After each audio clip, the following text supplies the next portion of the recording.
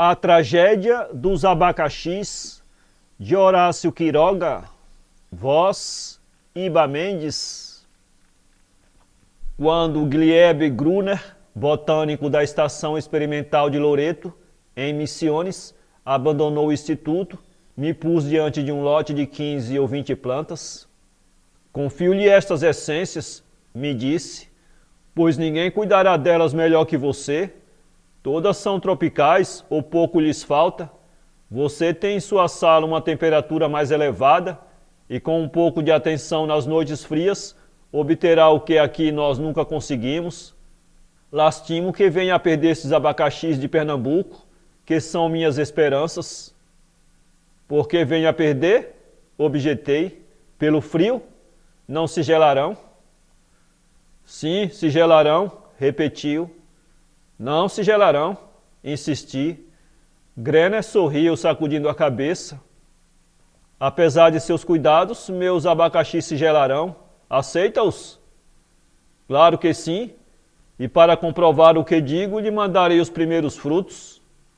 Não valerão nada esses primeiros frutos, riu Gruner. Quem sabe? Ajuntou, estendendo minha mão. A vida tem seus caprichos, e de Nacuel Raupi aqui não é muito longe. Talvez nos vejamos breve. O destino de algumas dessas plantas foi totalmente miserável. Outras arrastaram meses e meses uma vida precária. Tudo isso, contudo, foi uma leve tarefa em comparação com a luta que devia travar para sustentar, resguardar e exaltar finalmente a débil existência de meus abacaxis. Verdadeiramente, as plantas pareciam fortes, mas tantas e tantas eram as ilusões de Gruner, e tal minha aventura ante uma felicidade por fim obtida. Toda a minha vida sonhei em possuir abacaxis tropicais. Os frutos da região, enquanto muito perfumados, diferem muito de ostentar as qualidades requeridas.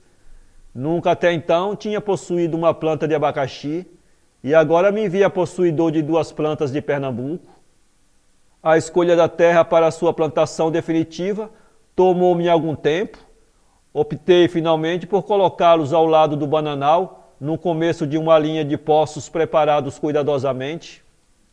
Um plantador não deve nunca ser colhido de surpresa.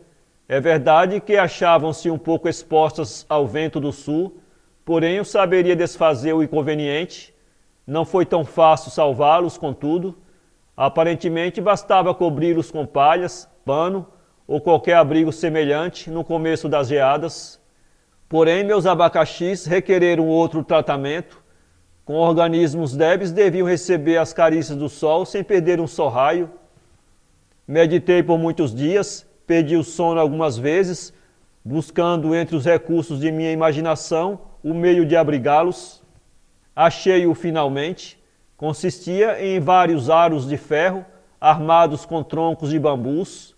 Forrei-os com inúmeras folhas de papel de jornal, que depois de pintados de negro e assentados na terra, davam a estranha impressão de morteiros de batalha. Esses morteiros, depois de aderidos fortemente à terra mole, podiam fechar-se hermeticamente com discos de largura de sua boca.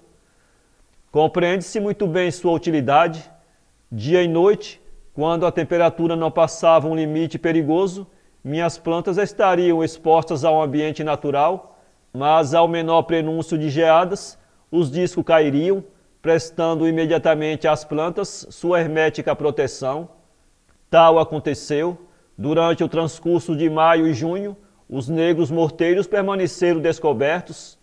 Criamos já todos livres das geadas, quando, a 18 de julho, o tempo tormentoso aclarou bruscamente ao entardecer em calma glácia. Às 8 da noite, o termômetro registrou 5 graus a 1 metro do solo. Minhas observações de 6 anos consecutivos estabeleciam uma diferença quase matemática de 6 graus entre a temperatura ambiente às 8 da noite e às 6 do dia seguinte. Devíamos, pois, ter 1 grau abaixo de zero a esta hora. O que importa é dizer que teríamos certamente uma ligeira geada. Não foi assim, entretanto. Contra a minha experiência, a do país, a do barômetro, a temperatura desceu a 4 graus abaixo de zero, digamos 6 ou 7 sobre a terra. Perdi todas as minhas plantas, as bananeiras gelaram até o pé.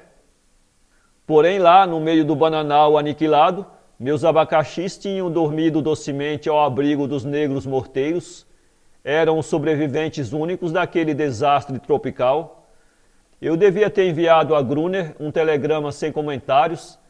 Abacaxis salvos. Não fiz.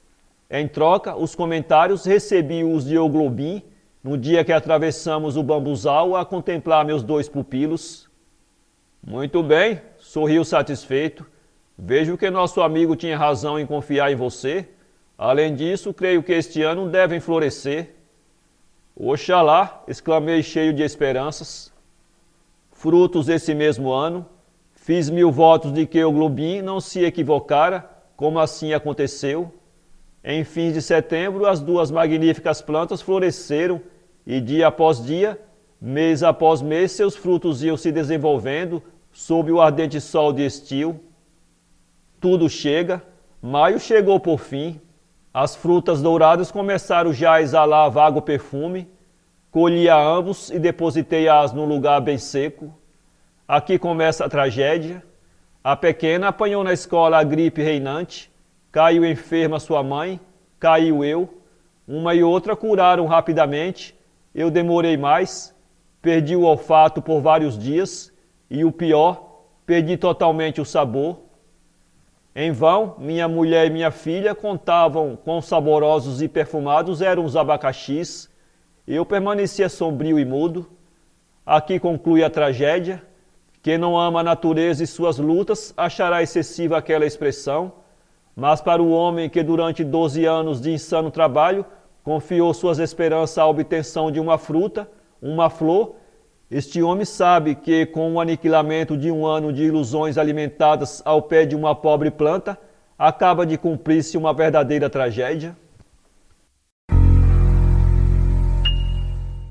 Para ler este conto, acesse www.poeteiro.com.